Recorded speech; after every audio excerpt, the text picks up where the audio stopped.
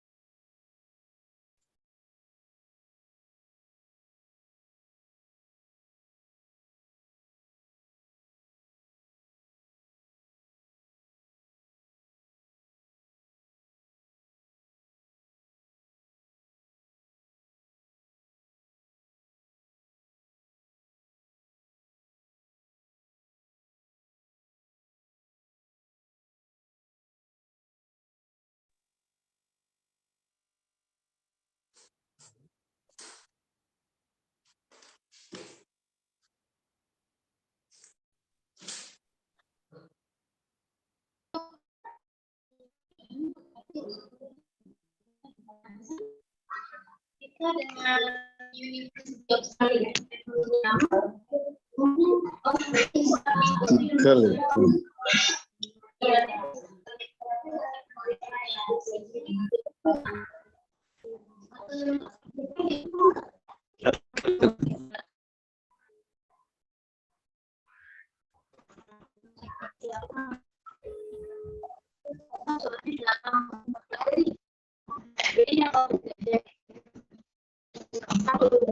itu.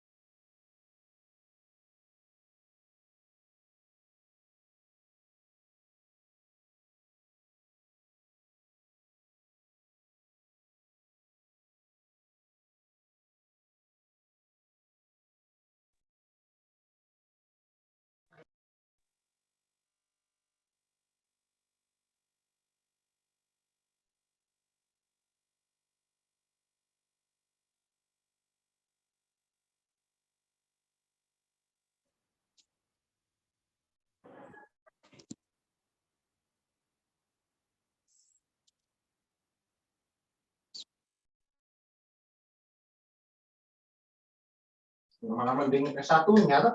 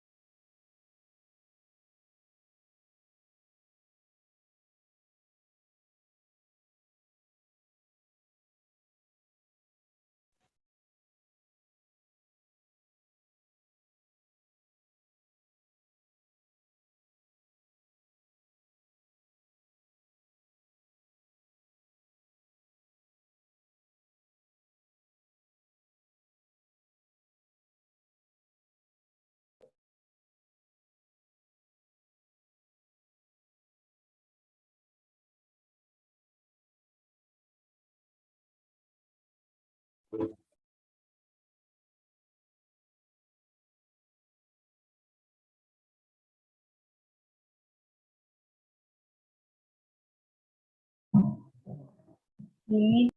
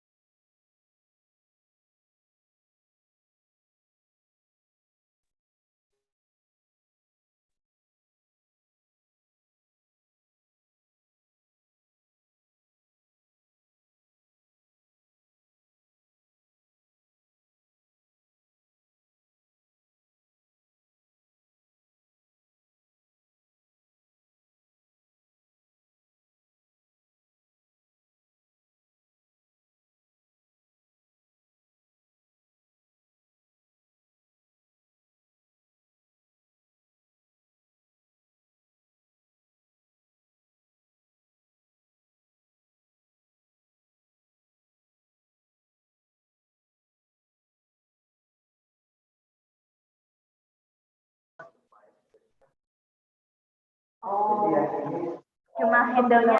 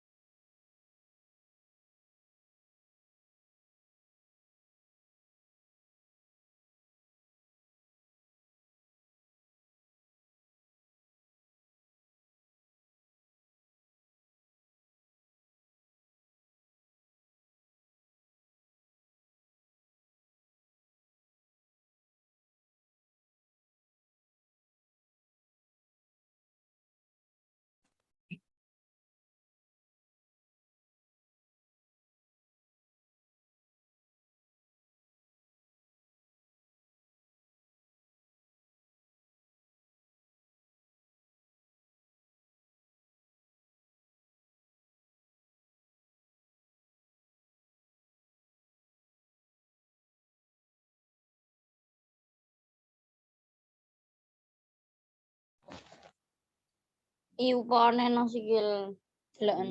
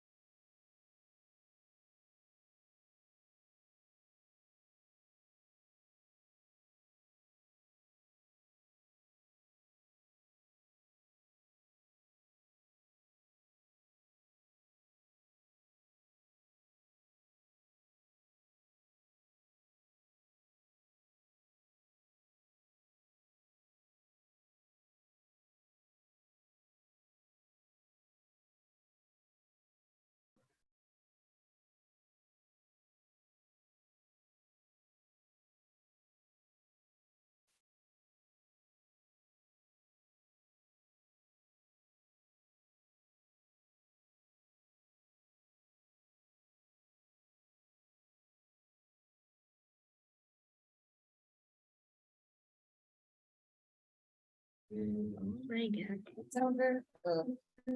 Yeah, sorry. This one.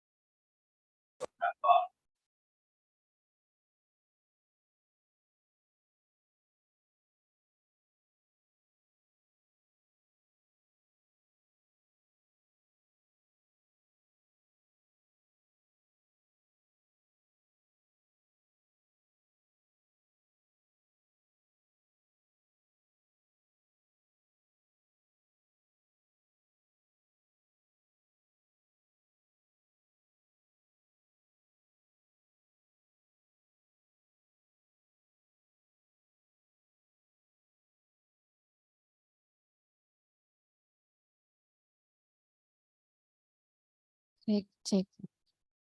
Okay, everyone. We're gonna start our visiting professor program. So be ready. Assalamualaikum warahmatullahi wabarakatuh. Waalaikumsalam warahmatullahi wabarakatuh. Alhamdulillah.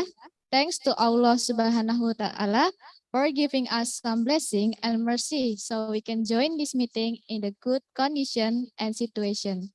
Salawat and salam always to our Prophet Nabi Muhammad Sallallahu Alaihi Wasallam, who always giving us goodness.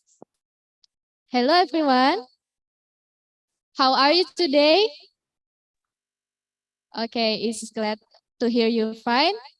My name is Zafira Nisa Awanda, and it's my pleasure to be a moderator for this visiting professor program.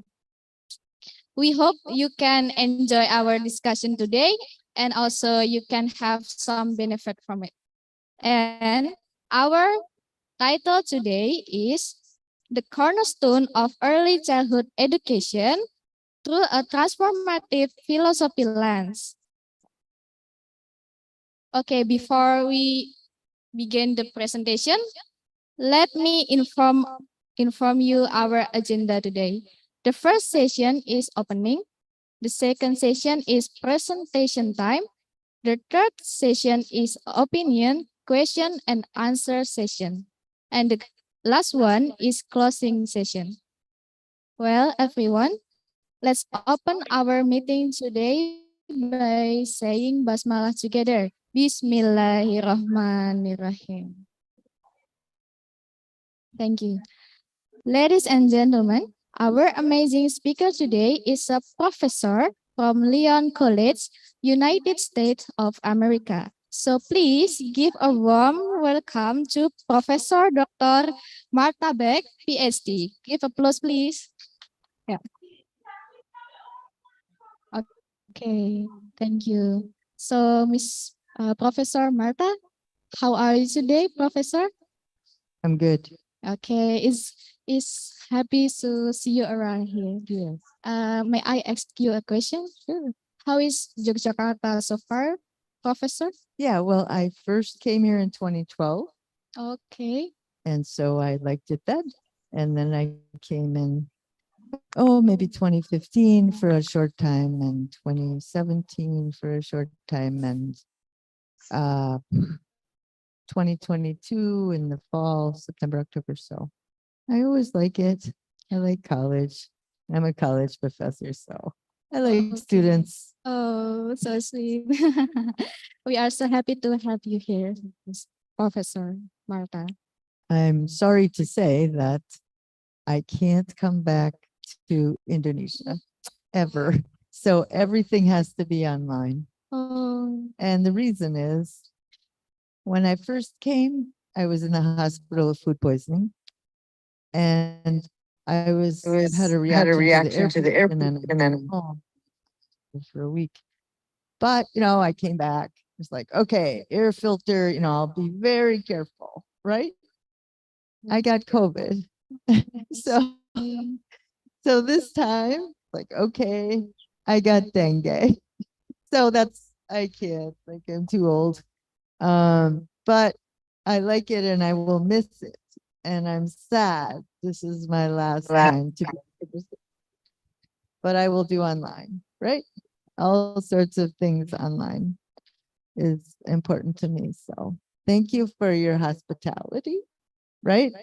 And I really prefer to be in person because I like people, not these little figures on the screen, but that's the way it is.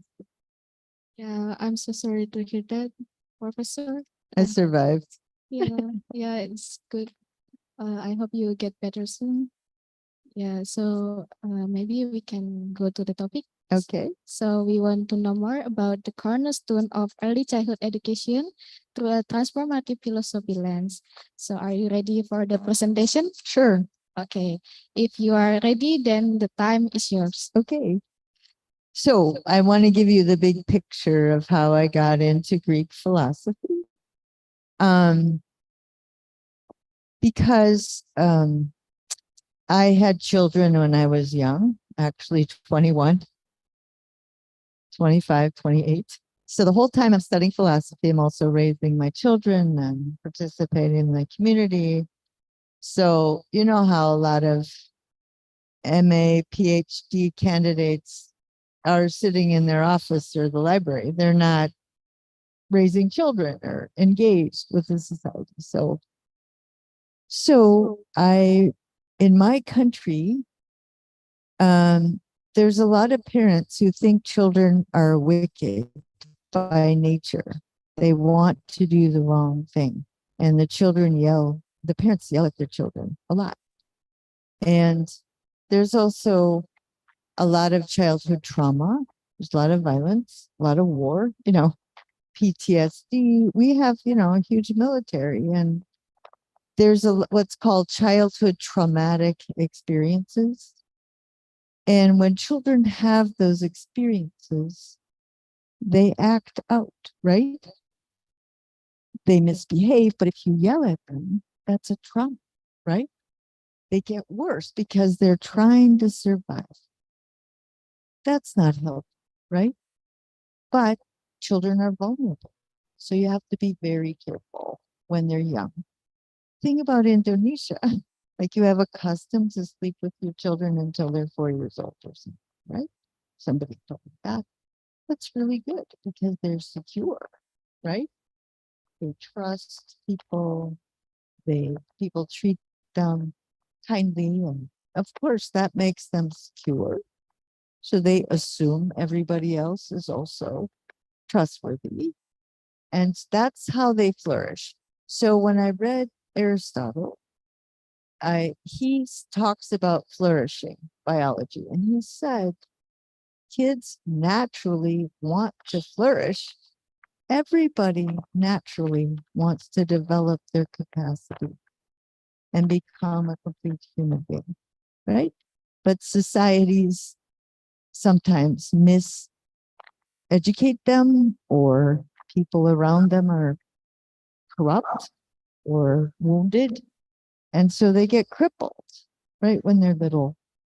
And so I want to start out by, it's not really a transformative philosophy. It's just, as a parent, you actually just try to enable your child to be fully human.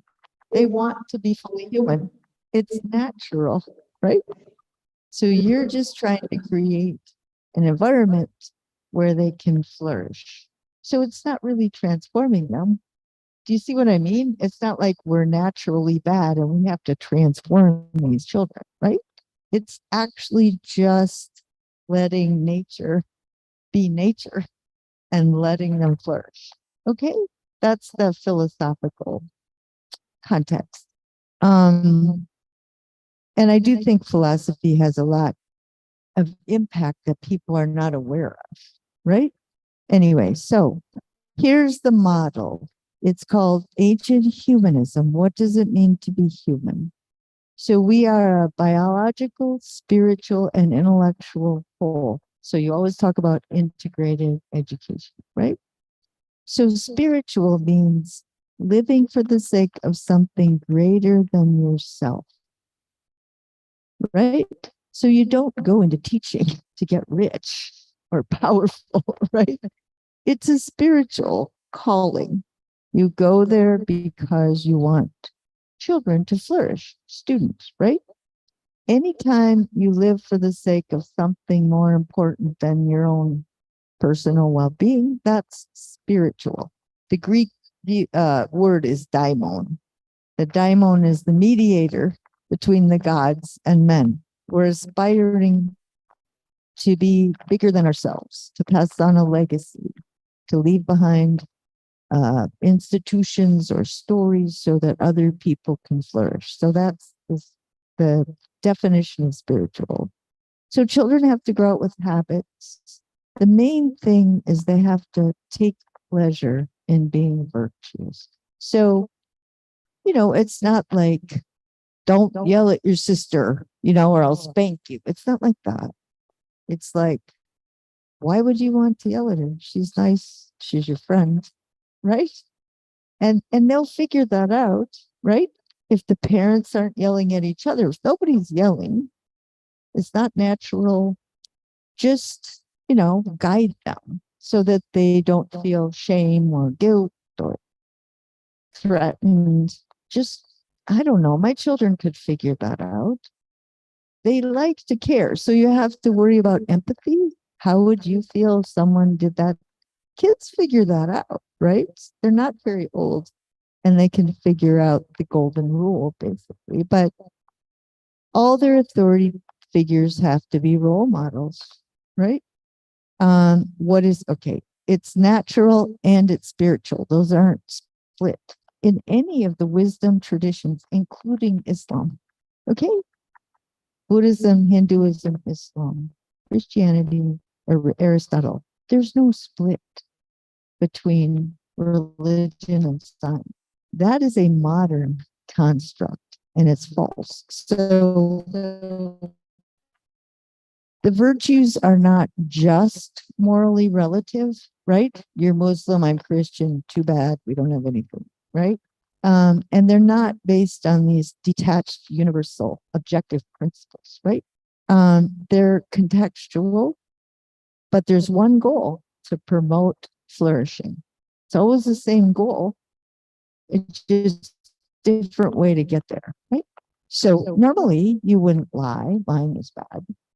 But there's certain things that might happen where your child says, did my father cheat, right? And you just like, you're not gonna admit it because it doesn't help them to know that, and you want them to move on. I mean, there's certain times when in order to enable people to flourish, you have to lie. That's in the Greek text. Normally it's a bad thing, but it's not always. Nothing is always good or bad. But that's not relative. It's what do you, okay, they're based on the human condition.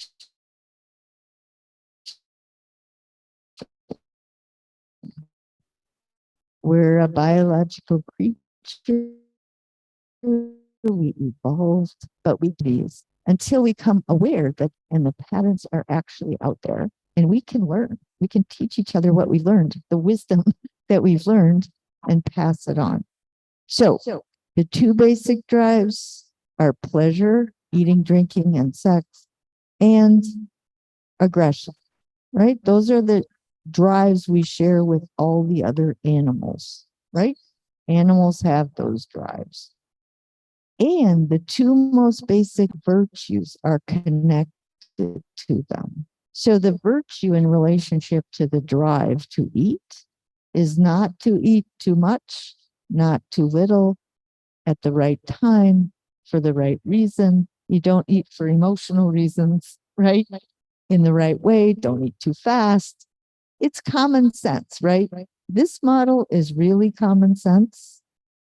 It's what we usually talk about most of the day, but it's systematized. Now there's a system and you see how it all fits together. All right. How about, and you take pleasure in it.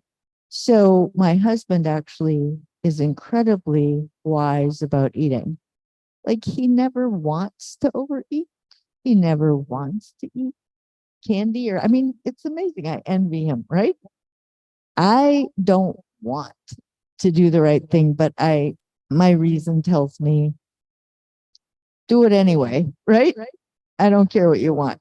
So that's called moral strength. Okay. And then moral weakness is you don't want to eat right. And you say, oh, forget it. I'm just going to splurge, right?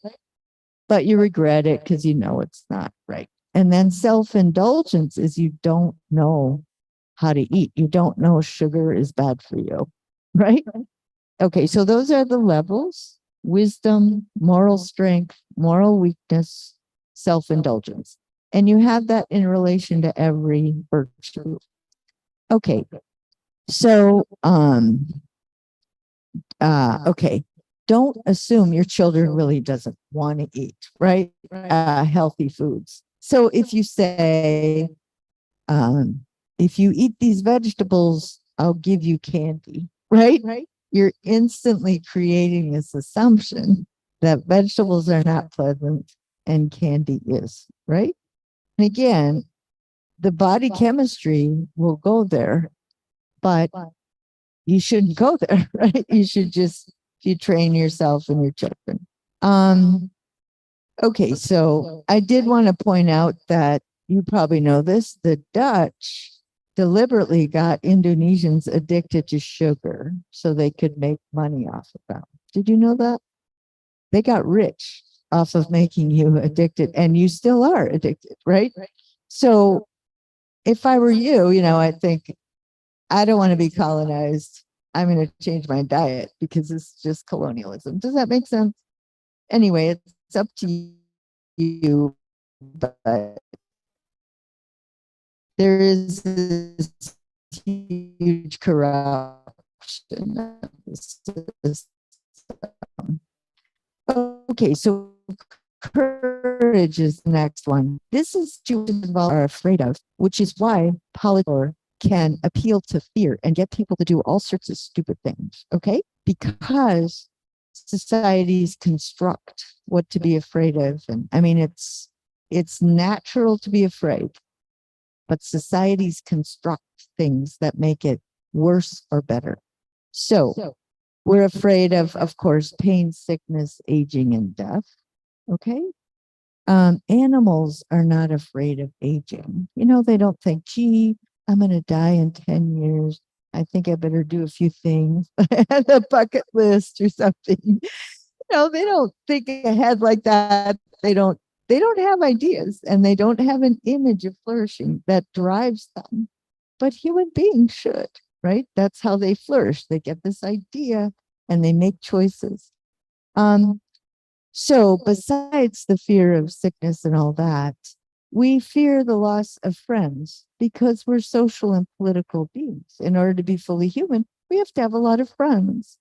And if we do something where we lose our friends, it's a problem, right? It's a physiological problem. We're not biologically flourishing.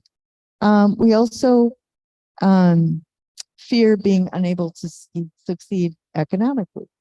And again, each society is set up so you have to do certain things to succeed economically. That's socially constructed. But the need to be successful is not socially constructed. It's the basic. Okay. You shouldn't be too afraid or not afraid enough. Young children are vulnerable. Parents have to be careful about making sure their kids don't become afraid of everything, right? But they are afraid of some things because they don't run out into the street, right? I mean, there's definitely some things where you've got to fill their hearts with fear, but don't say that all the time. If you say, don't do this, don't do that, pretty soon they'll just ignore you, right? You have to save that for the really important thing. But anyway, I'm sure parents talk about things like this all the time. And then the next thing, that's the basic stuff. But the next level is generosity, like learning how to care about other people. So among adults, if you really do care about other people, you give extra money or time because you're telling people, I know I depend on you. And so I'm going to help you out. And so you develop trust between people and goodwill between people where everyone wants to flourish. Now, in my society, we've constructed a situation where you're supposed to want to get rich and you're supposed to compete against other people.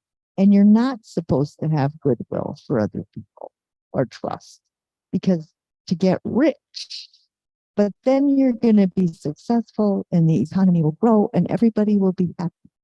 And that is a lot, right?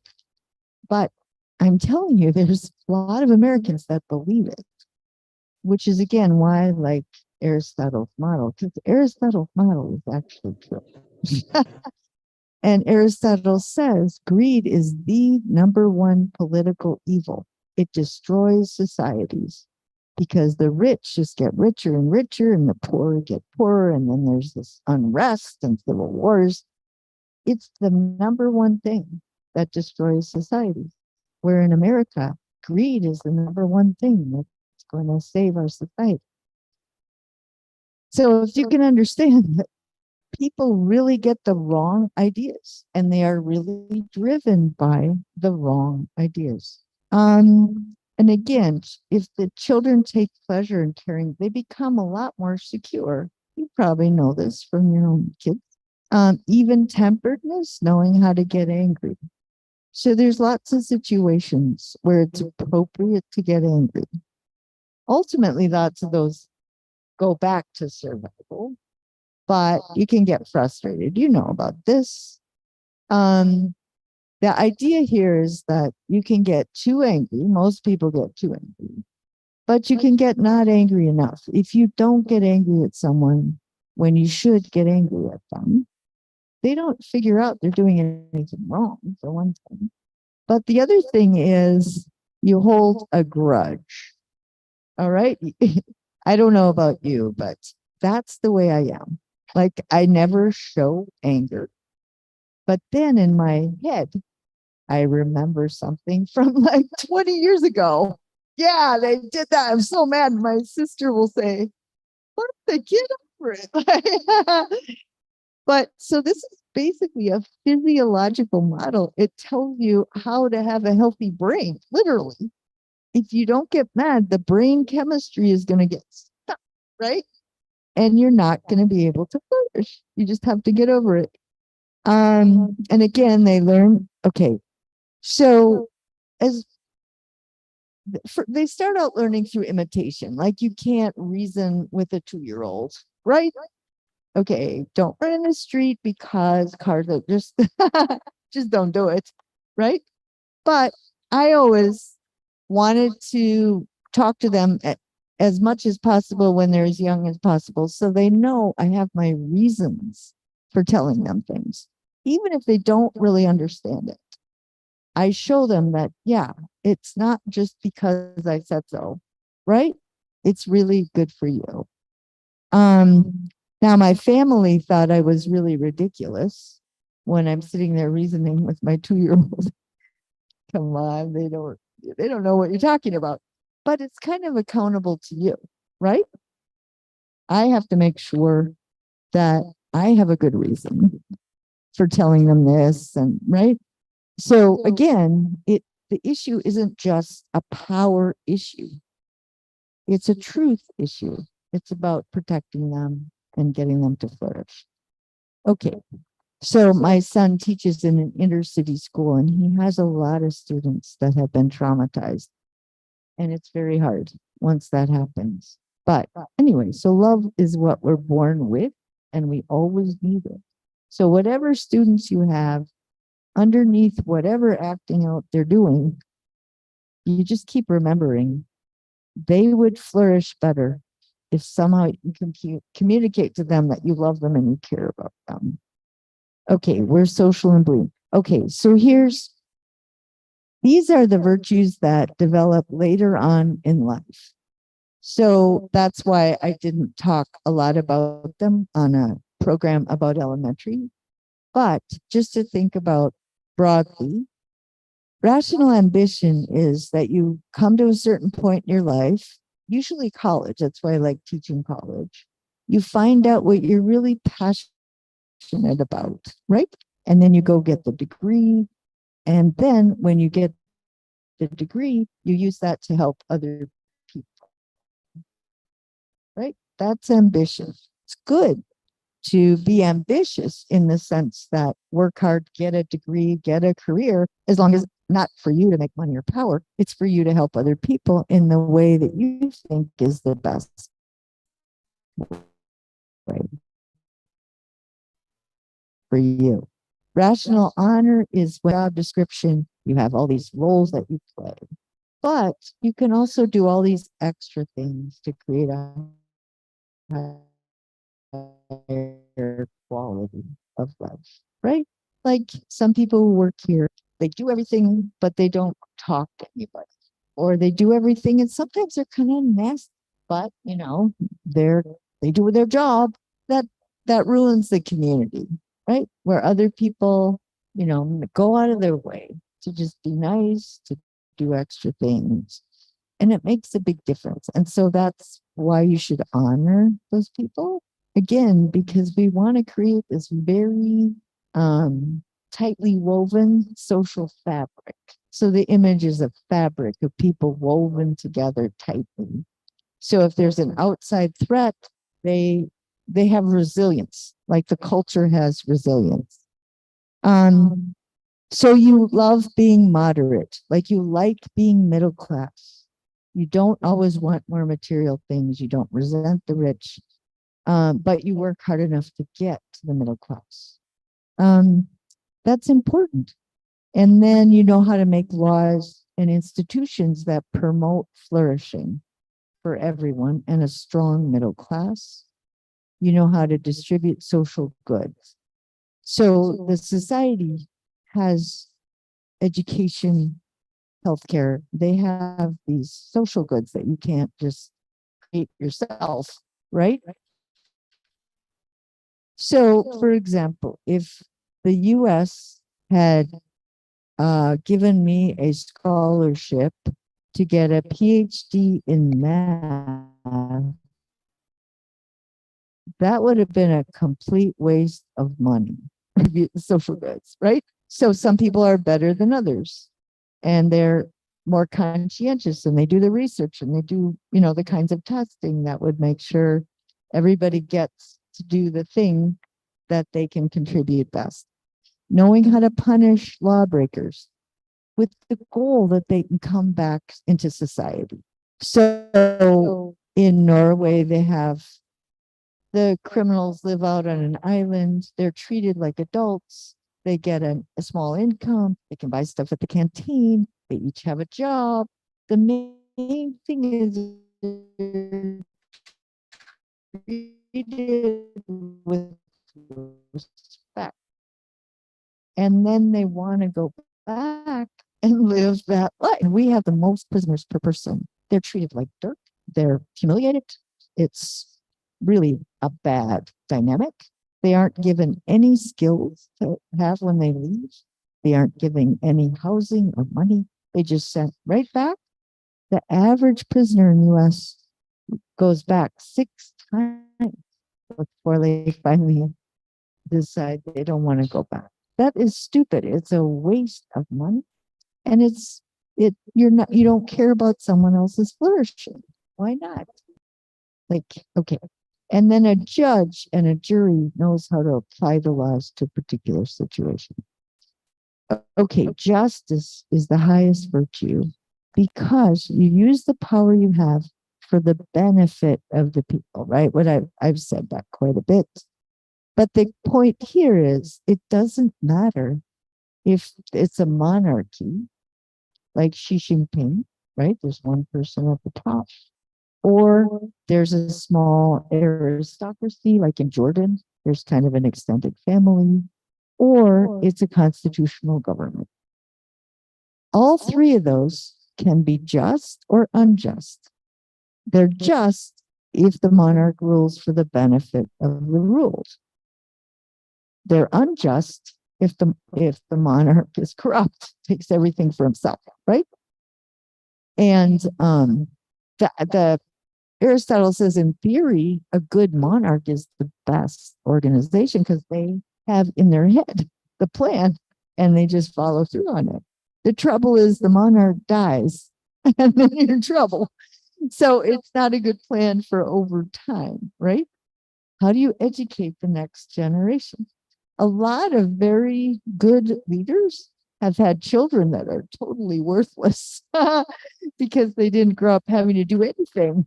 Their dad was never home. You know, they're just screwing around, you know, not doing anything. So a lot of times, you know, the Roman Empire, these places, you know, the sons are terrible and everybody has to sort of adjust.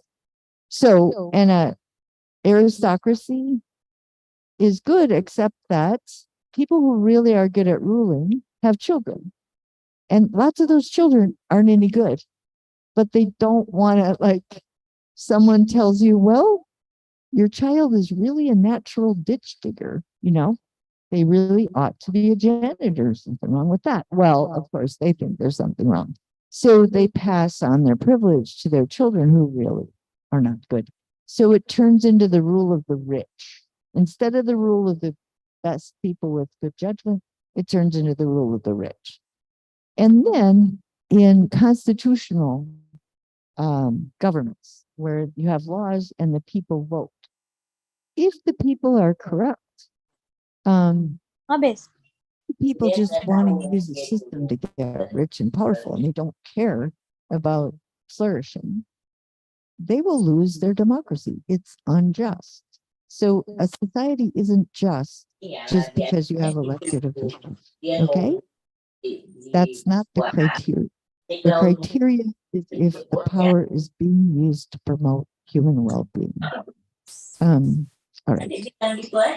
So let's see. I think I finished that. Okay, so the intellectual virtues are the ones, at least in my society, that get associated with school education, right? So science, math, engineering, technology, logical reasoning, writing arguments, speaking persuasively. The thing that Aristotle points out that's so important is that those virtues can be connected to a virtuous character, as all the virtues, or to a really wicked character, right? People who are smart but greedy or power hungry do the greatest harm. So what do we have? We have Elon Musk doing the Twitter thing, and Mark Zuckerberg competing and putting on even more toxic stuff to make money. Jeff Bezos,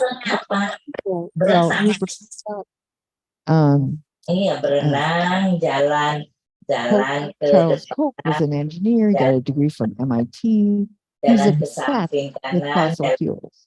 And he pays over $1 billion to our politicians so that they will protect the fossil fuel business. And he's destroying the earth, but he doesn't care, right? So this is the problem, like Aristotle pointed this out. If you train your kids just in the intellectual virtues, and you don't have moral virtues, you're in trouble, right? They will do harm.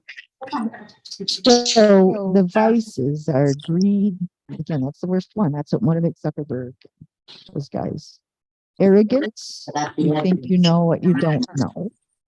So that happens when people, in the name of religion, they damage other people, right? I know God. I know you're going to hell, right? So I don't have to treat you well. Well, wait a sec. That's pretty arrogant, right? But I have a lot of students who actually think I'm going to hell. I talk to most, all this stuff. Yeah, you have no idea, but that's fear. Like they look at them. Their parents taught them to be afraid of Muslims, and trying to survive, right? When you make it traumatic, when you really trigger the fear button, then they will hate Muslims, even though it has nothing to do with your experience of Muslim anything. Just the survival instinct got triggered, right? Okay, there's pride. Pride, the worst pride right now is destroying the earth for human well-being, like destroying the creation. Is there anything more arrogant than that? Okay, and in the US, okay, I guess God decided to end life on earth right now, but if you just believe in Jesus, you get saved, and it didn't matter. Who are you to say that you decided God is okay with destroying life on earth? You put God on a timeline? I don't think so, right? But again, people will believe anything if it triggers their survival instinct. So it's very important how you raise your kid. So the standard vices, which I don't know about you, but we have the 7 deadly sins, and they're all basically extreme in relation to the virtues. anger, lust. I mean, when you think of lust, you're using somebody else for your own gratification, which is really offensive, right? You're making someone into an object, and they're not. They're a person. And you're also allowing yourself to be treated like an object, right? So when I advocate tying sex to monogamy, I say, well, don't treat yourself like a thing. Have respect for yourself, right? That I want to tie this to a long-term history, to character development, to all the things that are human, because I respect myself, right? Does that make sense? It's not a naughty thing. It's just, I want to flourish. Why would I do something stupid like that? All right. So, all right. Deliberating. So this is how we actually do things.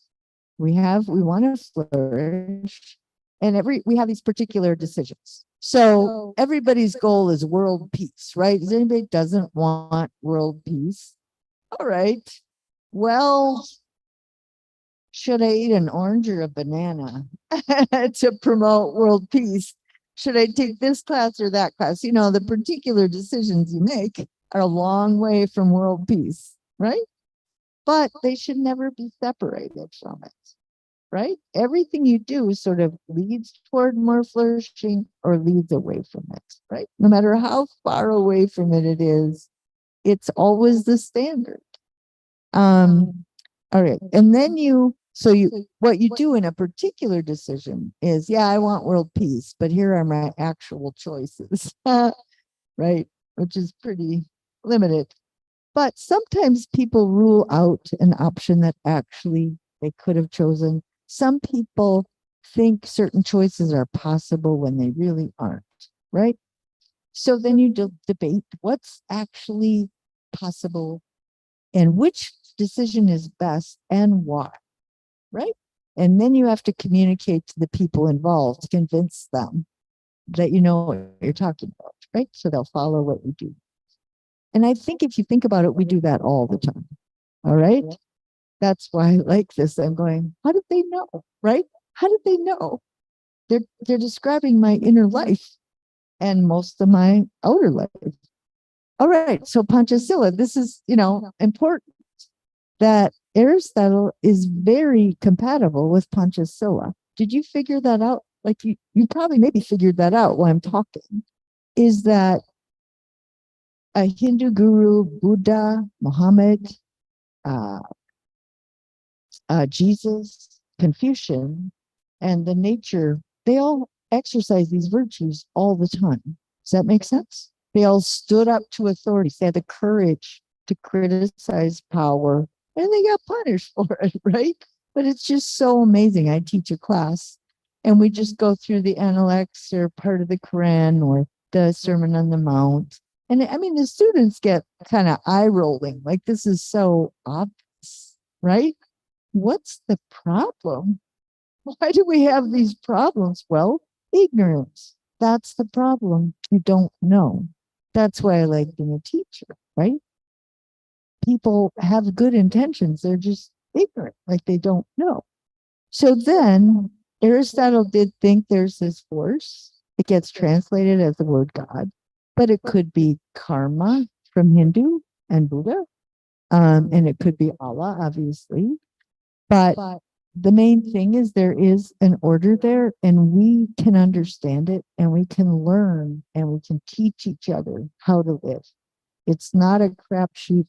It's not relativism. There are patterns there.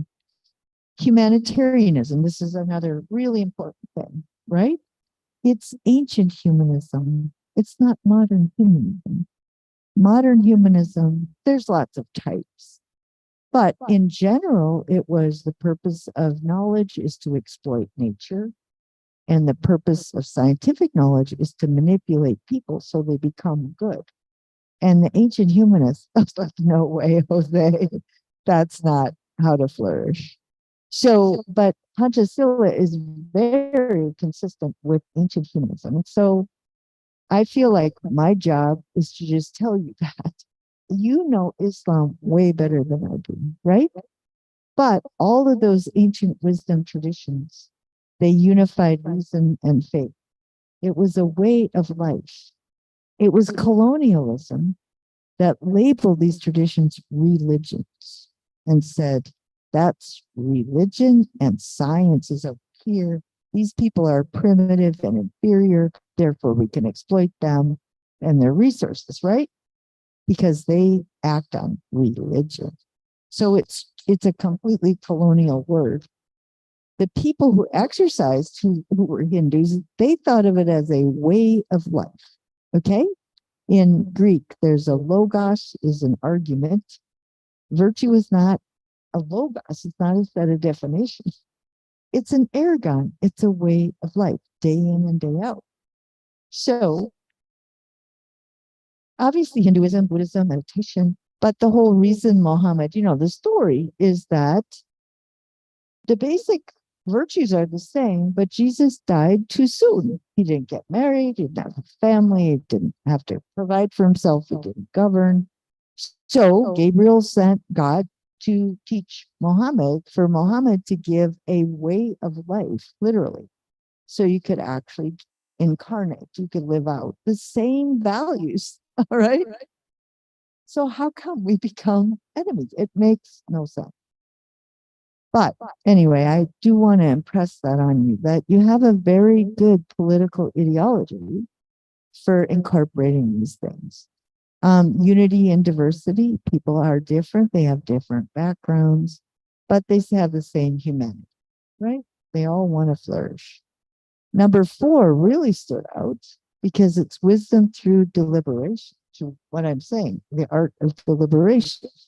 That is the foundation of Greek culture, and it's the foundation of your culture, at least in theory, right? And then the social contract, government owes people education, healthcare, and then they have to use it to help other people. This is Greek, but this is not my country's ideology, okay? Then it's consistent with United Nations Sustainable Development Goals. Number 4 is creating a system of education. The thing about those goals is they're really complicated, and they really need to be a lot simpler.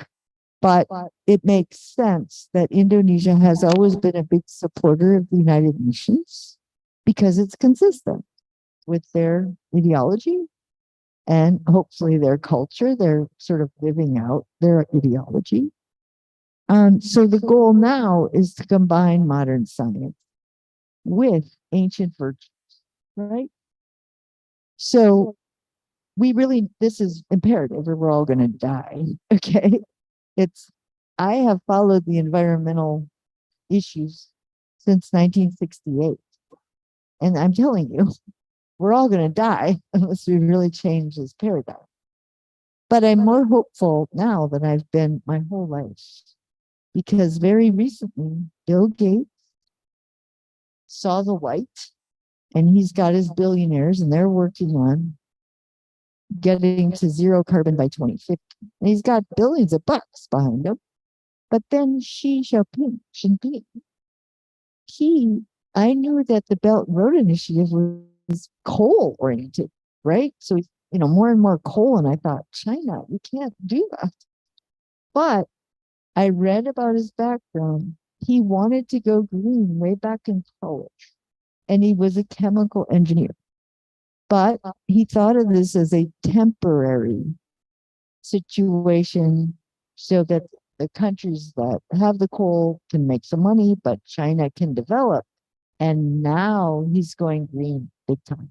So he's making all sorts of investments in green engineering. And the Belt and Road Initiative is going to have green networks. So again, there's a lot of reasons you might not like the Chinese. I don't know. But the big picture is, if anybody can stop this horrible destruction, it's going to be a combination of Western or, Bill Gates' buddies and Xi Jinping's government. And I'm more hopeful than I've ever been. But And I mean, my main point here is Indonesia should be on board with that, right? It's completely consistent with your Pancasila. So we need this new paradigm, a systems understanding, reality, everything is interconnected. So, okay. So now we should look at the world as integrating nature and culture, integrating people, and the systems thinking, which is sciences are changing, social science, everything is changing, except that the academy is still stuck in the modern paradigm a lot of times, most of the time. But anyway, this one, it's not antithetical to the ancient wisdom traditions, what was labeled religion, right? So now there's all sorts of research in science and social science confirming the insight of the ancient traditions. Gaia theory is that the earth is this huge system and we need, so the appropriate way is to learn about nature and fit in, not dominate and control. So that's okay. So the religious traditions involve theology, that's the intellectual arguments, but also the way of life, morals, and ritual, which is the arts. So, you know, you have poetry and you recite it, it's musical. You have the way you bow, you use your body, right? So religions have hearing, seeing, smelling, tasting, touching, you know, they're holistic system. They want to get you to integrate your body and your spirit, right?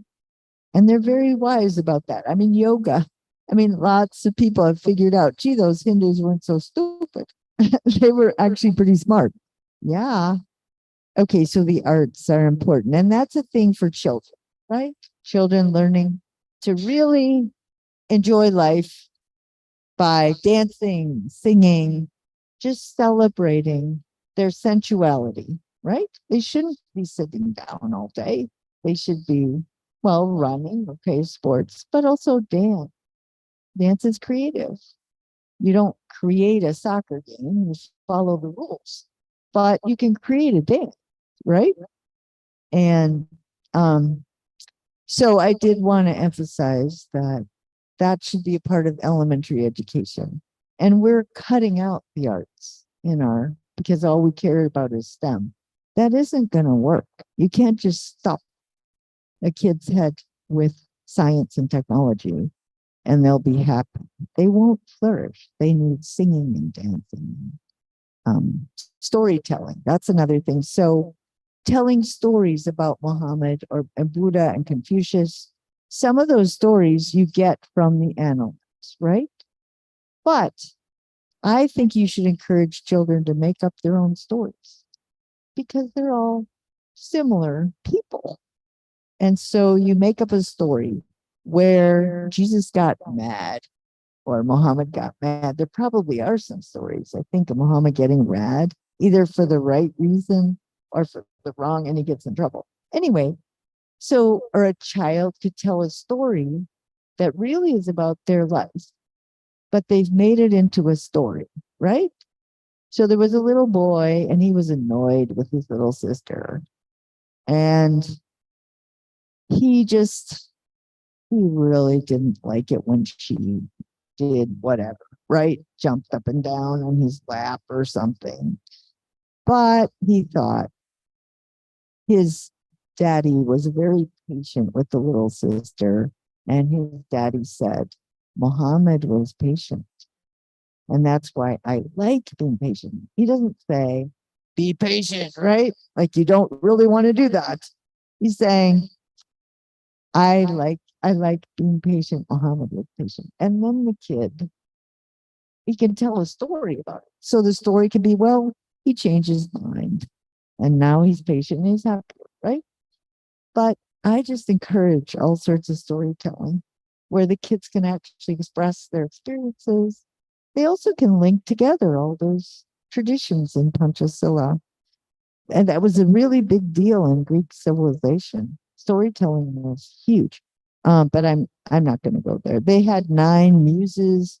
They had 9 different types of pattern recognition, and they told stories about it. So here's, that you could do that with the world's traditions. And I think it'd be very consistent with your country and being a good citizen of Indonesia. Okay, so, all right, there's just, there's a couple specific examples, like, about the Charter of Medina. So a kid could make up a story where somebody is condemning a Christian, right? Like they're going to hell, blah, blah. And Muhammad says, no, right? No, they should be protected. And so you, instead of giving a theory, give a story, and the kid will understand them better. Each of those leaders really promotes women's equality. There's amazing stories that show that they're not racist, but the religious traditions, right? They get institutionalized, money, power, and it gets totally corrupted. But a little kid doesn't know about the corruption, right? When they're in senior high school, they should start learning about corruption and the way Panchasila has been corrupted, and it's even being corrupted right now, right? Is that you're not good enough. I decide who's following Panchasila. Wait a sec. That's not deliberation. That's not number 4, right? And it's causing polarization, and you're losing your democracy, right? But I mean, in the US, polarization is a horrible problem. And I have a book, Democracy is Divided.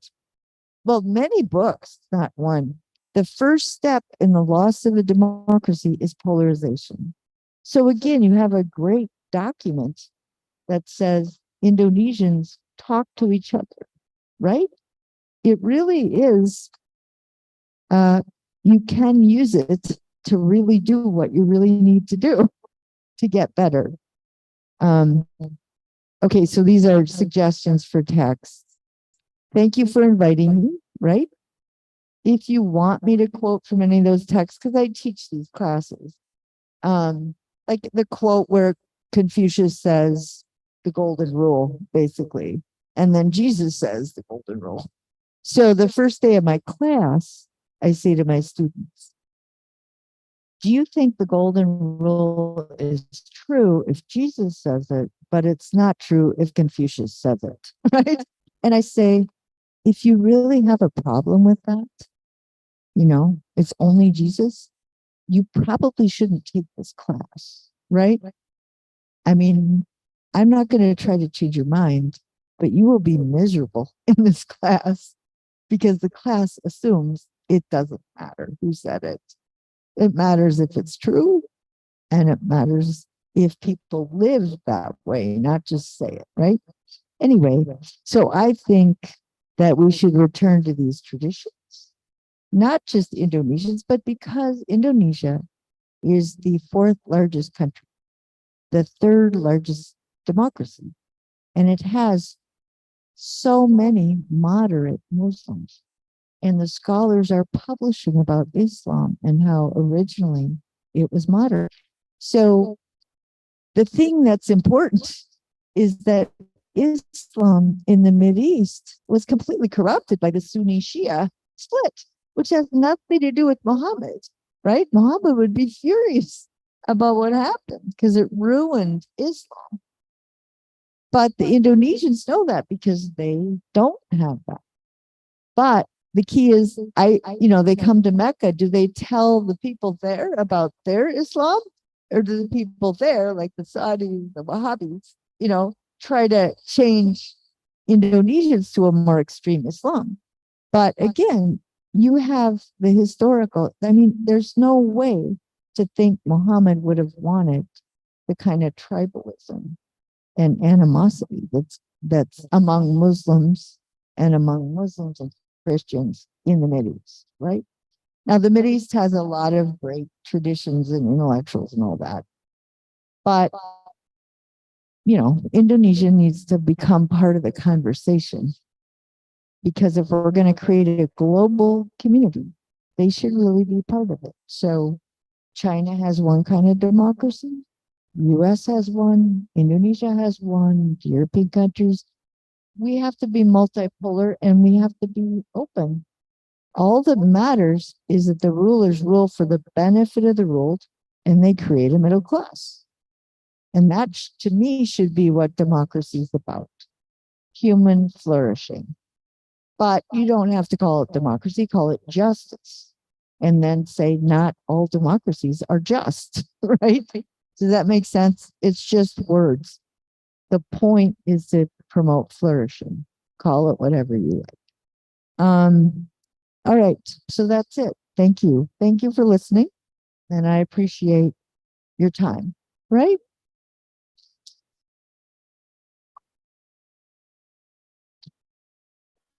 Okay, thank you, Professor Martha, for the amazing presentation. Now I will conclude what Professor Martha presentation in Bahasa Indonesia.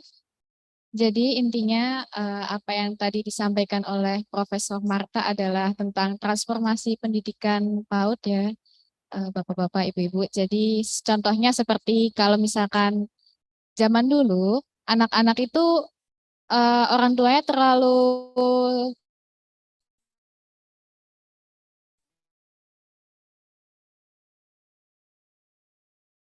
saklek, terlalu kayak Profesor Martha itu jangan lagi ada pendidikan yang seperti itu, jangan lagi ada pola asuh, yaitu diberitahu misalkan kalau misalkan anaknya nih suka makan makanan MSG, itu diberitahu kalau misalkan makanan itu nggak sehat loh nak, makanan itu nggak baik untuk dikonsumsi, jadi sebaiknya makanan yang sehat aja. Jadi pola asuh lama itu banyak yang kurang baik, makanya ini ada transformasi baru, yaitu pola asuh yang lebih baik lagi. Misalkan tadi seperti makan, kalau misalkan anaknya nggak mau makan yang sehat tuh jangan langsung ditegur, ayo nggak boleh makan itu, nanti makanannya itu nggak baik buat tubuh. Kalau seperti itu, anak tidak akan mengerti alasannya, jadi dibilangin pelan-pelan, terus kayak dinasihati, jangan langsung tidak boleh ini, tidak boleh itu. Nah, yang kedua ada tentang anak-anak itu kan memang masanya bermain ya.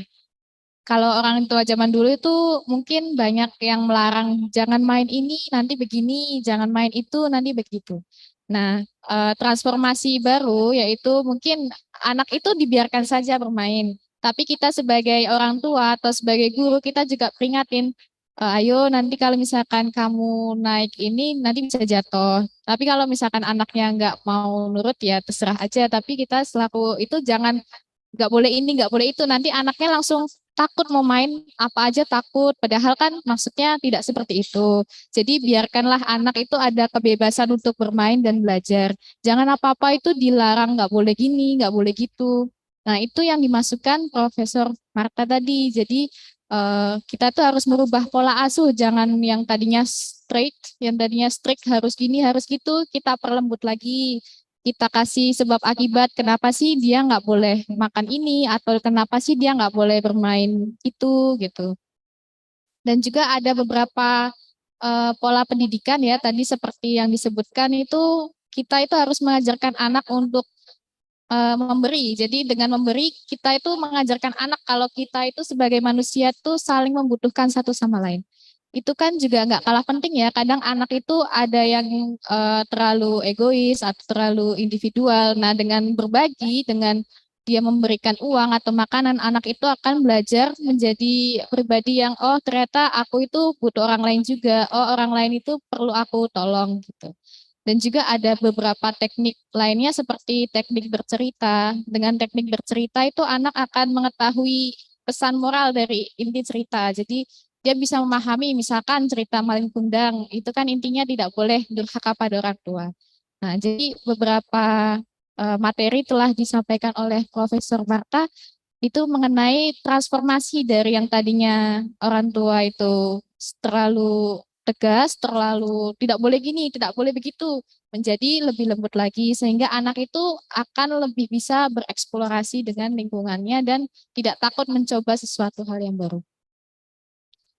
Okay, that's the conclusion about the presentation of Professor Martha. So, ladies and gentlemen, now we go to the question and answer session. Now, if anyone has a question, I'm sure that Professor Marta will be pleased to answer the question. I would like to have 3 questions for participants. And okay, please raise your hand and don't forget to mention your name before asking the question. So,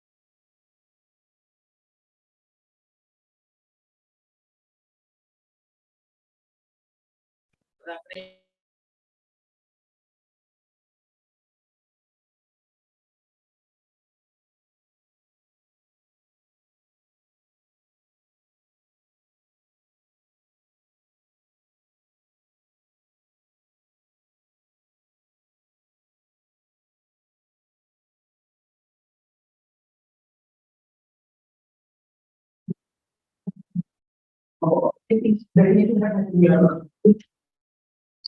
And then how you see the picture, because see that now we the world is on the remote, right?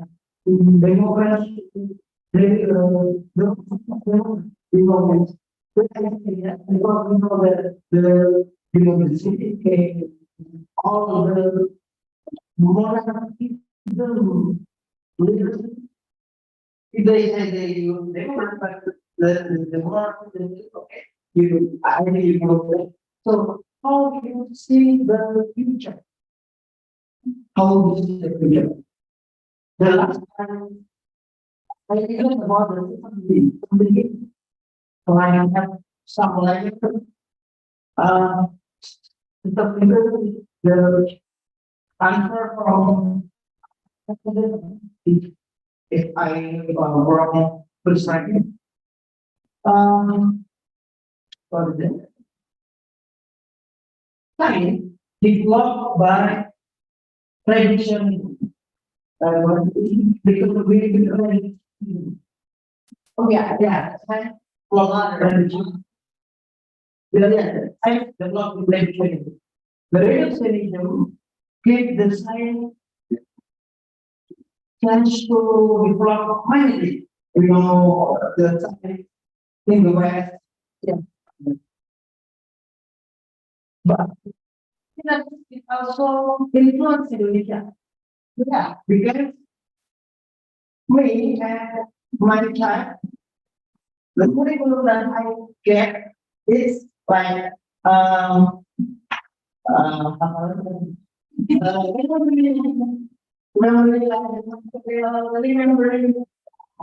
memory, yes, memory, and like that. I think that the turunan about the I think that from the yeah, the government make the curriculum that suddenly before when I look at suddenly to memorize all the so I should be a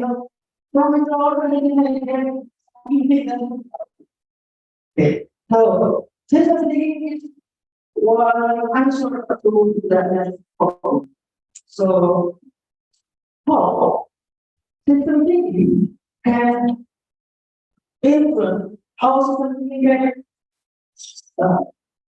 input into the game further, especially in our input. So, the curriculum make me happy.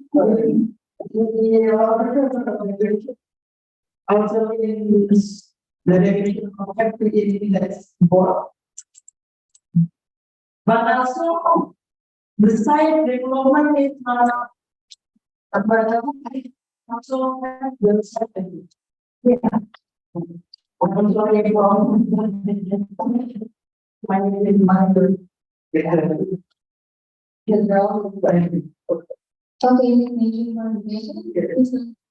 Shafi'i. Okay. Okay. Okay.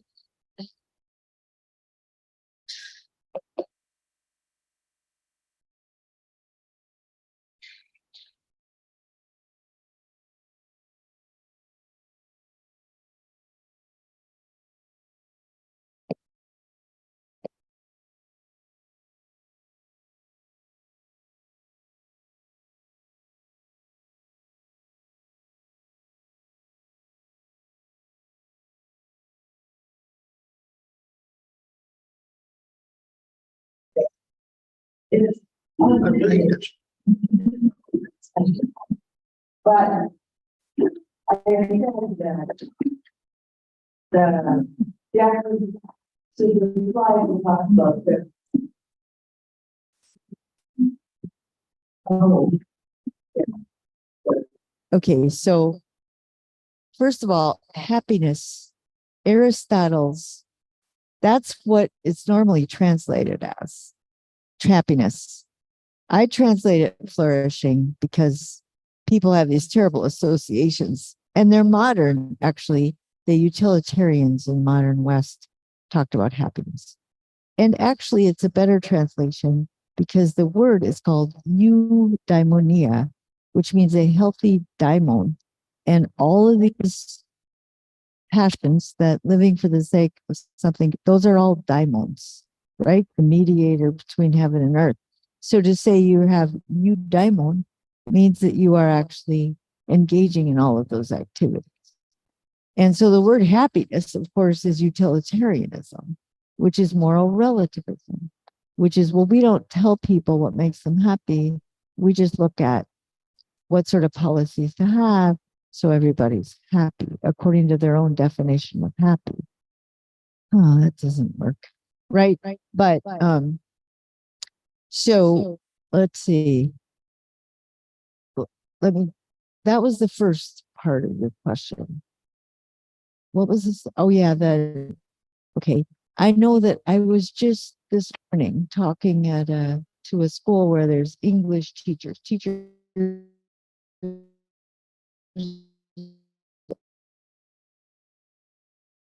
of English.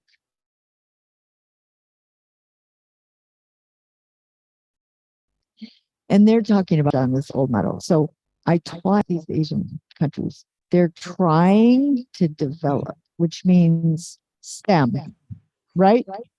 And these girls resented it. They just felt like I'm getting used to help my country get richer. And they have this Olympiad of science. These two girls from Vietnam said 5 days before this big contest, the teachers gave them the answers. Cheated, right? And like that's how bad it is, right? So what I think though, that's why I feel really hopeful, just every STEM class should be oriented toward green STEM, because that's where all the jobs will be. They'll all be in green STEM. Then you can link that with Muhammad and all of the wisdom traditions, because they all thought it was terrible to exploit nature. So, but the modern paradigm is explicitly no apologies, no hold barred. Francis Bacon, the purpose of knowledge is to exploit nature for human well-being. Adam Smith, just keep growing the economies.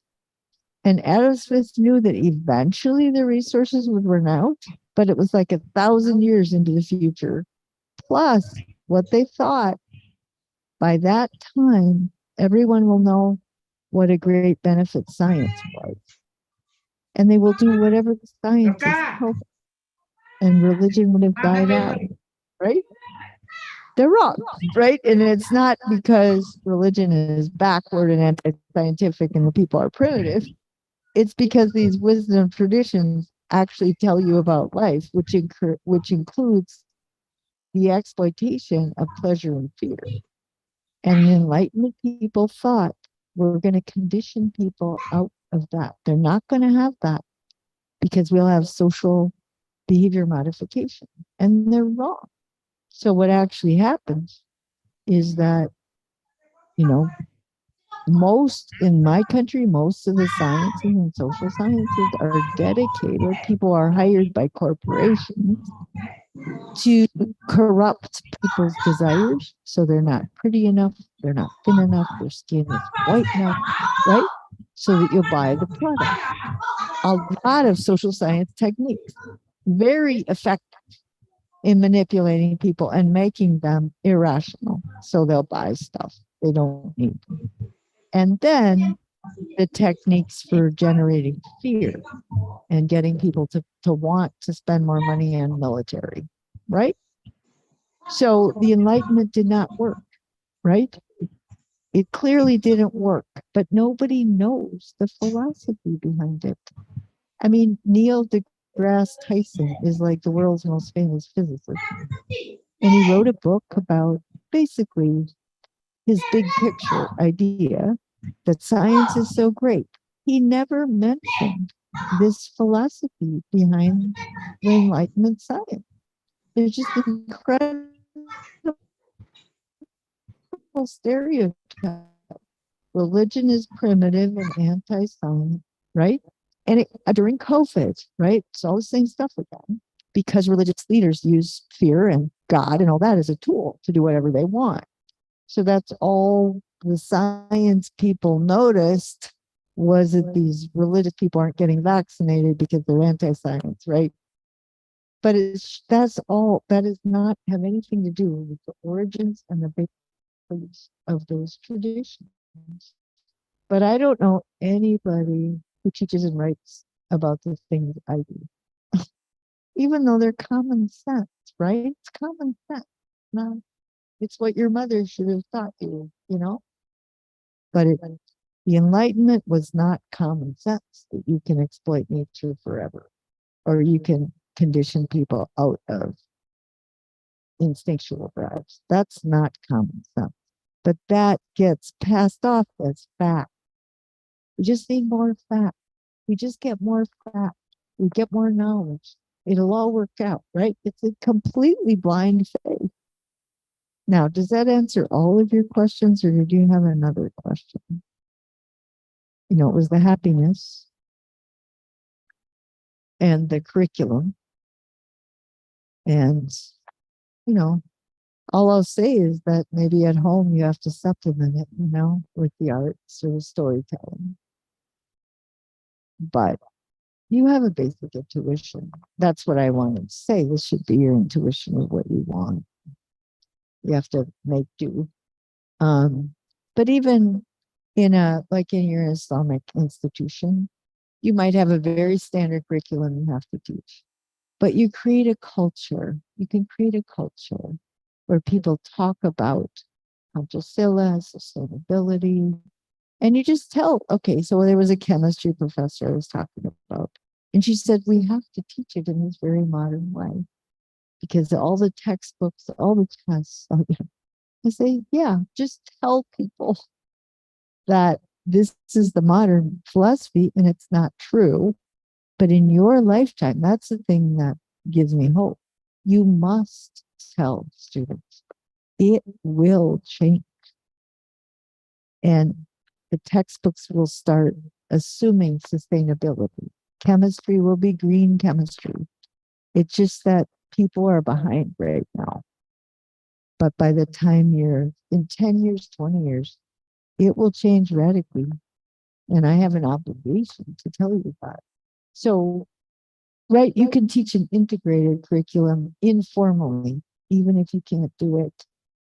Because, okay, one more example of if you get annoyed with assessment, do you have to do assessment where you have all these grids? Okay. Here's how I've learned how to like buck the system. But here's where I start out. I became phobic about assessment. Why?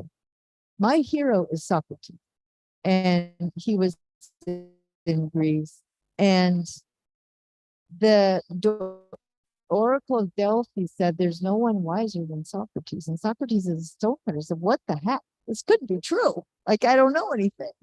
So he started asking powerful people, the military leaders, what is courage? And the politicians, what is justice? And the poets, what is beauty? And they couldn't answer his questions, right?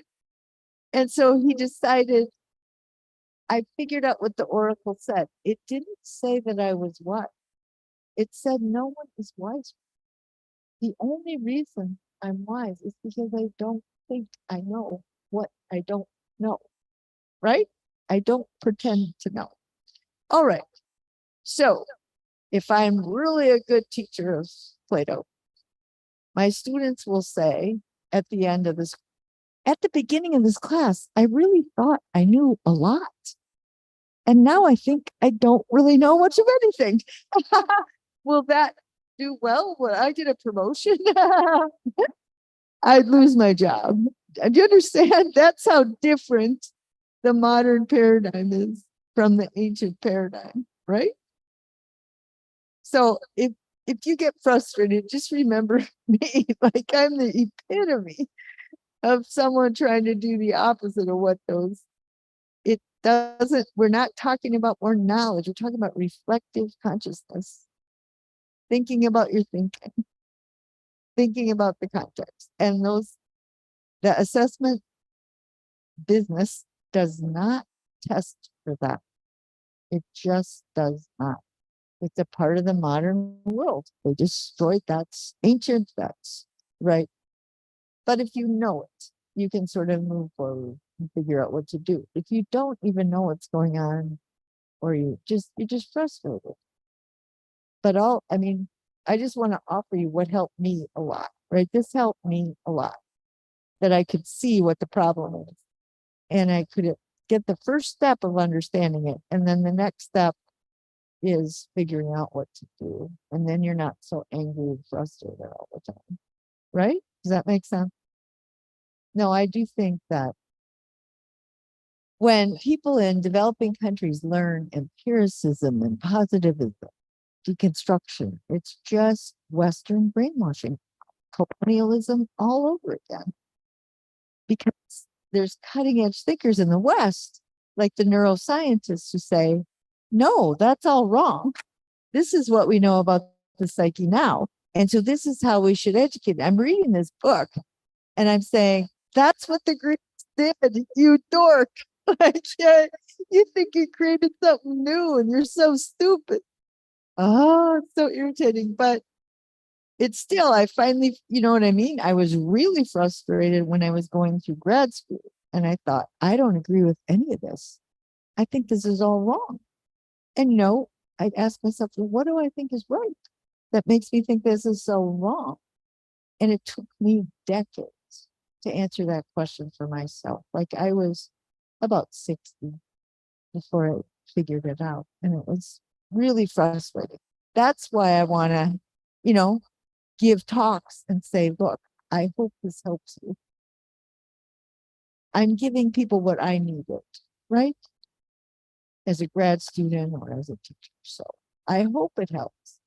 It takes time and it's a whole lot to absorb.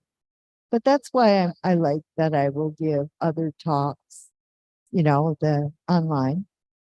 And I don't I hope you don't mind if I start saying a lot of the same things in a different way, because you have to keep that in mind sort of all the time.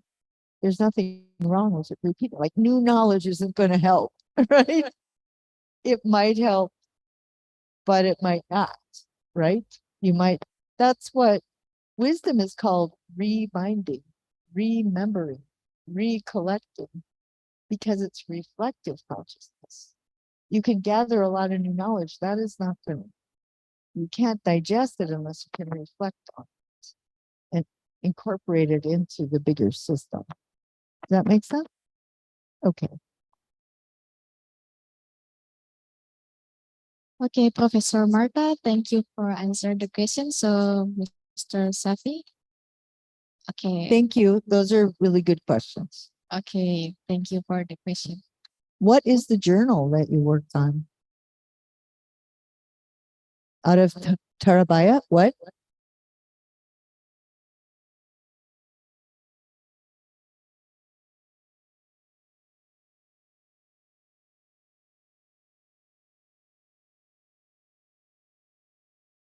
For all the journals?